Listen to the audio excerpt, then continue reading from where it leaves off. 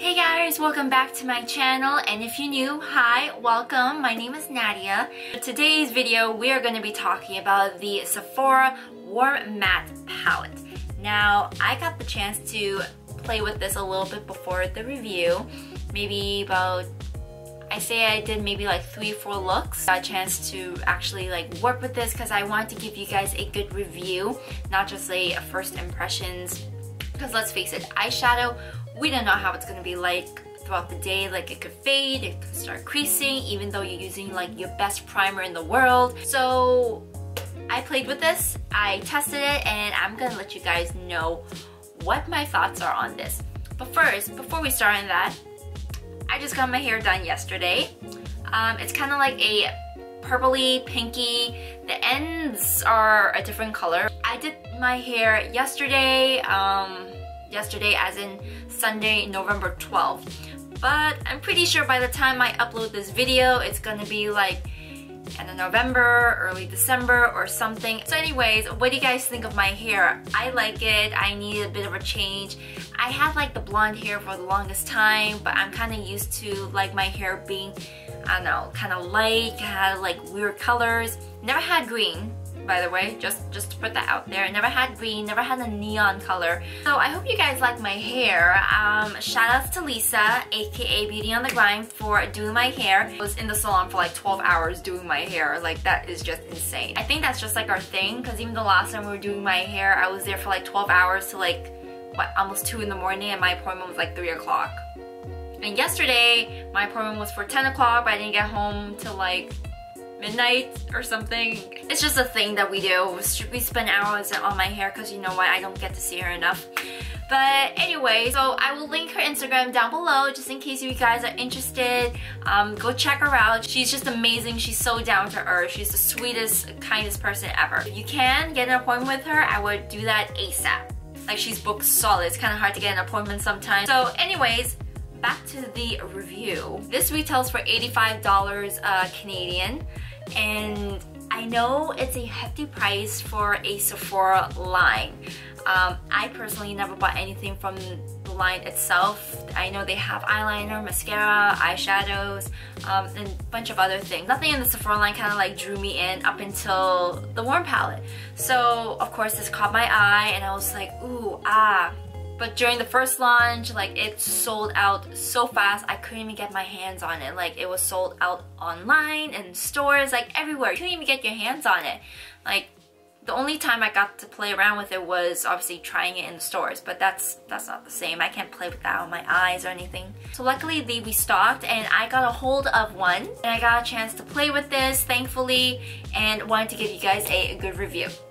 Now, you do get 28 shadows in here, which kind of justifies the price a little bit. So if you did the math, it's kind of like $3 or so per shadow. So it's not so bad, but once again, for a Sephora line, that's still kind of up there in price. If you guys haven't seen what the inside looks like already, this is what it looks like. And when you do get it, there is like this clear plastic thing that does give you the name of all the shades. To me, it would have been easier if it was on the back so I can reference the back instead of opening this up and then taking this plastic thing out, and then when I'm done with it, putting it back, you know. Of course, if you don't want this, you can always throw it out, but for me, I like to know what the name of the shades are so I can let you guys know for any future upcoming looks. Just saying. Of course, it's called the Warm Palette for a reason. There's a lot of warm shades in here. There are a mix of metallics and shimmers, and I don't know if you guys could really see, but I did dig into some of the shadows. Like I said, I want to try this out as much as I can before giving you guys a like actual review on it, you know? So just to let you guys know, so far the mattes are very, very pigmented. Like, let's see here, we're gonna go with this color, and that color is Clay. Like look at that. That is pigmented. Even this orangey shade, I think it's called Sandstone. Look at that. There is a con to this palette, of course. Every makeup product has a pro and con to it. Nothing is perfect out there. There is a bit of fallout. Now, we all like a bit of fallout, let's be real. If there's no fallout, we think there's no pigmentation. If there's too much fallout, we hate it. So we kind of like that happy medium in between the two. So this has just a little bit more fallout than that happy medium. But you know what? For me, like, I could tolerate it. It's not a big deal. Maybe the next person just doesn't like this amount of fallout, and then another person doesn't mind it, just like myself. Anyway, so if you don't really like an extra amount of fallout in that happy medium, I would not recommend getting this palette then, because you might be annoyed out of it already. But if you actually don't mind it, I would recommend this. So I did a few swatches, and if you don't know about my channel already, I do finger and brush swatches just to give you guys a side-by-side comparison on how they perform on, of course, your skin, and also how the brush is. Now, someone asked me before why I don't swatch my shadows with like a packed dense brush. We all know what it looks like with a packed dense brush. We usually apply our shadows with either our fingers, you know, just for the center of the lid, or when we're trying to finesse and blend everything, we use a fluffier brush. That's why I like to use a fluffy brush, just to show you guys how it will look like when you use a fluffy brush to blend out everything. You know, that transition shade, that outer V that you guys may want to do. Like, we use fluffy brushes a lot. Like, let's be honest, we do. So once again, the mattes are very pigmented. The shimmers, on the other hand, I've noticed that in order for them to work extremely well, you would have to wet the brush. You can apply this dry, but there's a lot more fallout if you were to apply it dry, and it's not that pigmented. So of course, with any shimmer eyeshadow, any glitter, or anything like that, you have to wet the brush in order to achieve that pigmentation. I'm not going to deduct points just because I have to wet the brush just to achieve that shimmer.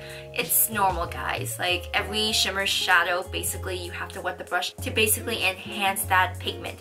So other than that, like, I don't really have much complaints about it. But anyways, we're gonna go on to the swatches, and I'm gonna do it slightly different now. Instead of doing all the finger swatches and then the brush swatches, I will do a side-by-side comparison. So the finger, then the brush, and then the finger, and then the brush. So just so you guys can see what it looks like side-by-side instead of looking at everything just one uniform and then the next. So the names of these shadows are Canvas, Oat, Biscotti, Camel, Ochre, Saddle, Auburn, Sand, Brass, Clay, Copper, Bronze, Adobe, Sandstone, Hazelnut, Khaki, Peach, Brick, Terracotta, Burnt Umber, Chestnut, Brown Sugar, Caramel, Sepia, Coconut Shell, Cocoa, Cedar, and Obsidian. Once again, the shimmers, you do have to wet the brush in order to achieve like the more enhanced look, of course. And the other mattes, they're just pigmented on its own. You don't really gotta do anything with that. Overall, this is a very good palette. You do get a decent sized mirror, as you can see here. You get 28 shadows. The colors are beautiful, like they blend effortlessly, they just flow. There's no problems with it. I had no issues with it. They aren't patchy. I think Sephora did a good job on this palette. Once again, if you do not like a palette that has a little bit more fallout than the happy medium, I would not recommend this because it will get annoying, I guess, for some people because there's too much fallout. Like, if there was a warm palette out there that I would recommend to you guys to get, it would be this one. You have an array of like color selection, the pigmentation, the blendability. This palette is an A+. Even the packaging, it's stupendous. Like, it's magnetic. For me, I have no cons to this palette at all. This is just amazing. So I'm letting you guys know what my thoughts are on this palette, and I absolutely love this. So anyways, I hope you guys like this review. Don't forget to give this video a thumbs up. Subscribe to my channel, click that button down below. I know you want to. And don't forget to follow me on my social media, my Instagram, my Snapchat, and who knows, I might do a tutorial next. But once again, I hope you guys enjoy that, and yeah, I will see you guys in the next one. Bye!